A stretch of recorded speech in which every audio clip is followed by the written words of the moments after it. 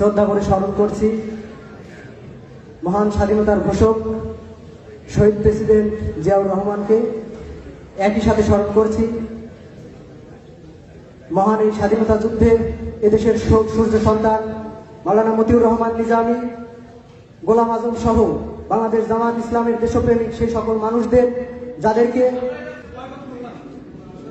আপনাদের বয়কটে আমাদের কিছু যায় আসে না, আপনাদের বয়কটে আমাদের কিছু যায় আসে না, আপনাদের বয়কটে আমাদের কিছু যায় আসে না।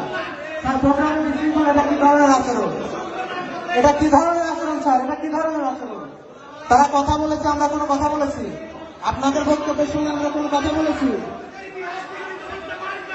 যে ইতিহাসে, এটা তো আওয়ামী লীগের ইতিহাস, এটা আওয়ামী লীগের ইতিহাস, এটা তো আওয়ামী লীগের ইতিহাস।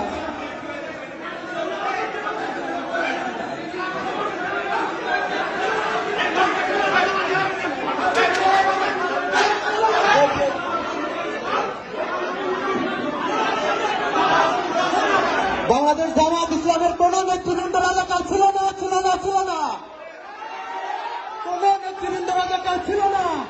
যে ইতিহাসে প্রেসিডেন্ট জিয়াউর রহমানকে মুক্তিযোদ্ধা বলে স্বীকৃতি দেওয়া হয় না, সেই ইতিহাসকে আমরা ঘৃণা করি, ঘৃণা করি, ঘৃণা করি। যে ইতিহাসে প্রেসিডেন্ট জিয়াউর রহমানকে মুক্তিযোদ্ধা বলে স্বীকৃতি দেওয়া হয় নাই, সেই ইতিহাস